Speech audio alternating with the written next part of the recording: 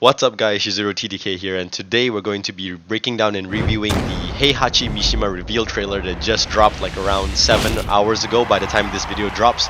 And we're going to be going for it like step by step. I've already watched the video. I'm still super shocked and super amazed by the reveal at EVO 2024. And yeah, let's just get into it.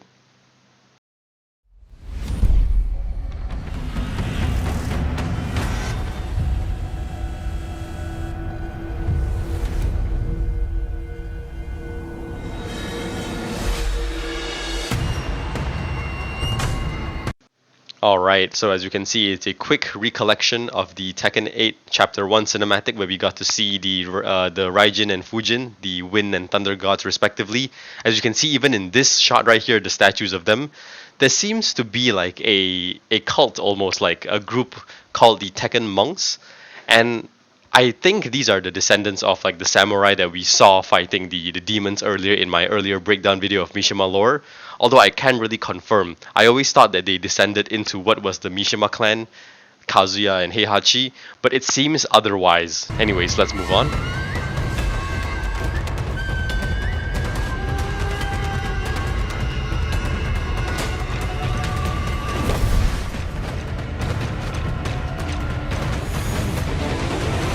Alright, so we see the basically cultic Tekken monks training in their natural habitat. I don't know what this place is, but it could be a new stage. I really hope it is. It looks really cool. We see them wave dashing on the hot rock, practicing Mishima-esque moves.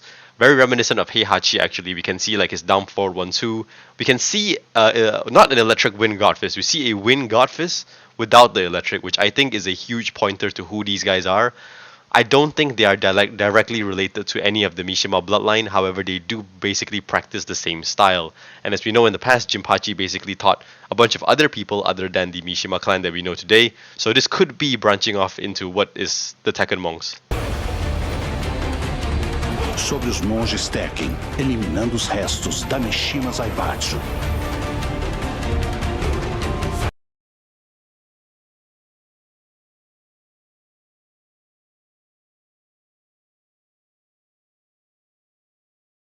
In these few seconds, there's actually a lot of information to break down. The narrator, who I can only assume is Victor Chevalier, basically talks about the appearance of the Tekken warrior monks.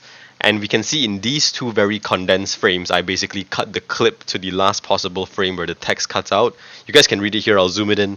But essentially it talks about how the Mishima Zaibatsu was fallen at the hands of G-Corp by the end of Tekken 7 and at the beginning of Tekken 8, basically losing Nina Williams as one of its advisors and losing its leader Heihachi. It basically crumbled into oblivion. However, I believe they're talking about how the Tekken monks attacked Victor's clan, which is arguably the Ravens. Yes, he works with the Ravens.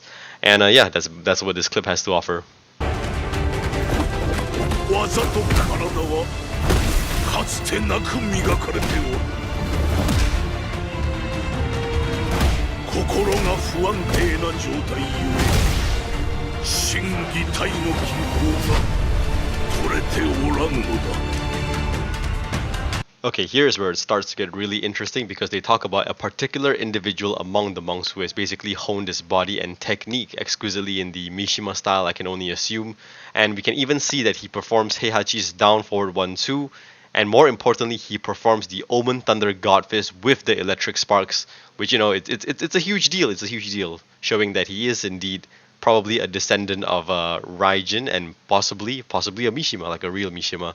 And I'd also like to point out that they have this symbol right here, which is basically the Tekken monk clan symbol. To me, it resembles a fist, and King of Iron Fist has always been Heihachi's thing, so we can basically assume that these guys are, I don't know, I think they're like Heihachi's 978th backup plan, probably.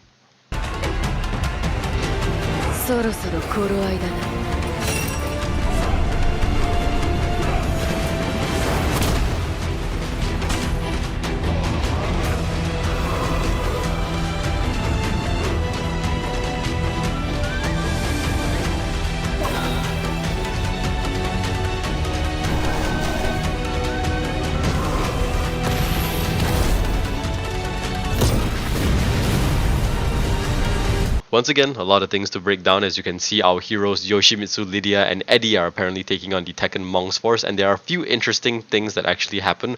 One of them is a shot of Reina saying, "It's almost about time," which leads me to believe that Reina does work with the Tekken Monks, because at the end of Tekken 8, as you can see, she says she'll avenge her father Heihachi. The moon also turns red somehow with I believe that's the monks doing, as you can see, like a staff being pounded, and also like one of the monks is holding up like a black bag. And interestingly enough, we can see that there is a face-off between Nina Williams and Eddie, which is pretty interesting considering they both at one point worked for G Corp actually, with Nina switching sides at the end of the conflict. But yeah, we get a good shot of Eddie's Brazilian assets, yes, Brazilian assets. And finally, we can see that Lydia, who actually seems to play a huge role in this altercation, faces off against a summoned black ball. I don't even know what this is. Is it the Devil Gene? I have no idea.